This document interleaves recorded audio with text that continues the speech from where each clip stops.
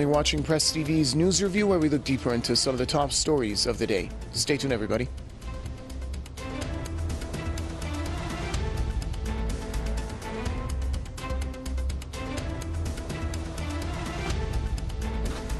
On this edition of the news review, the 14th meeting of the Joint Commission, which monitors the implementation of the 2015 Iran nuclear deal, has been held in Vienna.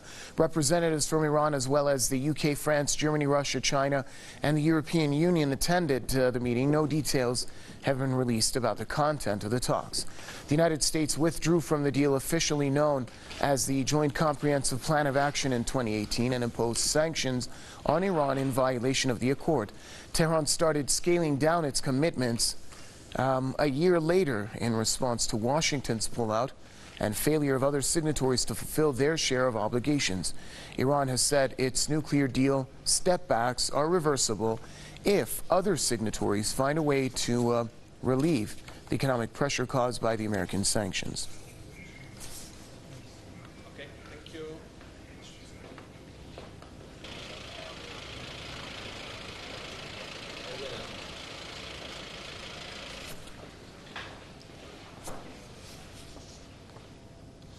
Well, joining us now on this edition of the News Review, we have journalist and author Daniel Lazar, who's with us from New York. Mr. Lazar, welcome to the program. What are your expectations for this Joint Commission, which monitors, I think it's safe to say, what's left of the JCPOA?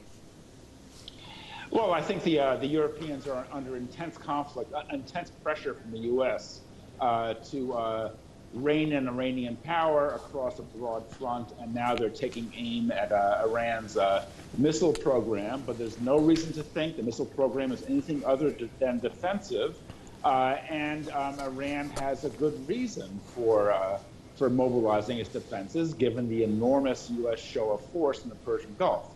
So as an example of how the U.S. is bringing pressure to bear on Iran, how the Europeans are obliging the U.S. by stepping up meekly behind their program, and how Iran now faces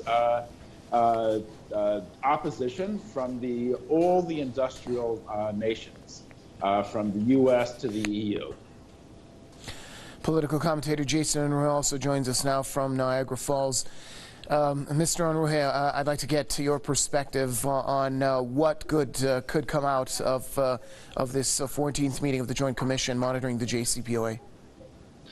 Well, hopefully the European signatories to the agreement will start fully living up to their obligations. I mean, that's what they signed on. That's what they promised that they were going to do.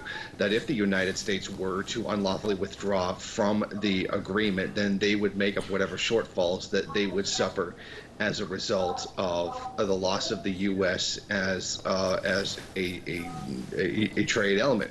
However, that seems not to have been the case, as they have buckled to much U.S. pressure. U.S. companies have gone through the direction of the U.S. government to threaten any Europeans who continue to carry out trade with Iran. Hopefully, there could be some kind of an agreement together that all these European forces could band together to resist what the United States is doing and continue the trade that Iran not only desperately needs, but that they already said that they were going to do. To hopefully, maybe their combined power would allow them to live up to their obligations, because there seems to be a bit of a divide among the European signatories as to whether or not they want to actually go through. There seem to be some that want to continue the JCPOA, and there are other ones that don't want to, and that seems to be a bit of a point of contention between many of the European partners. They don't want there to be an escalation of any Iranian military ability, despite the fact that Iran certainly has the right to do so, and not only has the right, but certainly has the necessity, a reason to do so, which doesn't even violate the JCPOA agreement to begin with. So I think that hopefully, I mean, these things usually don't turn out very positively, but hopefully the European signatory can come together and live up to their end of the agreement. Daniel Lazar, why has Europe failed to live up to its end of the bargain with regards to the JCPOA? Does it lack the capability to uphold its commitments, or does it just lack the will to live up to it? It lacks the political capability. I mean, the EU is constructed in a way that it is meant to be designed to be subservient to Washington, and that's increasingly obvious now since the U.S. walked away from the JCPOA and leaving the Europeans in a lurch, trying to figure out what to do. And the only thing they can come up with is somehow to meekly assent to Washington's policies. I just want to emphasize that the destruction of the JCPOA is opening the door to a new round of nuclear proliferation, which none of the Europeans want. But yet that is exactly U.S. actions are leading to, and what their own temporizing is leading to as well.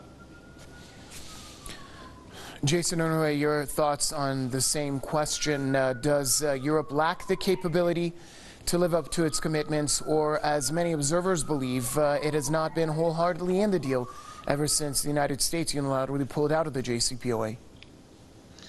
I think the Europeans certainly have the ability to do so. State in the agreement because they signed on to it. They don't want to have to deal with this great tension in the world. Then again, they are also under the thumb of the United States, something that they certainly did set themselves up, and to a large degree they have to do, given the current structure, the current economic structure of the world. And I think that they're caught in this untennis position that they probably thought they were not going to be in. I think that when the agreement was initially signed by Obama, the European signatories felt that this was something the U.S. was going to continue, something that they were going to live up to, because it was the best non-hostile solution that the United States could get.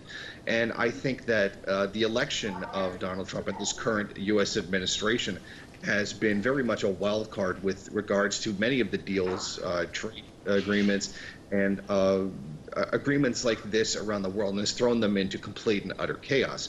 So I think it's a fact that the Europeans now have to live up to that agreement, when they were probably under the impression that they would never have to, because it would never get to this point. But they've certainly turned out to be wrong in this case. So they're obligated to, but I think that they're stuck in a game of trying to please both sides in this conflict. All right, thanks a lot, political commentator Jason Unruhe joining us from Niagara Falls, and also thanks to journalist and author Daniel Lazar joining us from New York. With that, it brings us to an end here on this edition of Press TV's News Review. Do stay tuned, there's plenty more to come here on Press TV. Bye for now.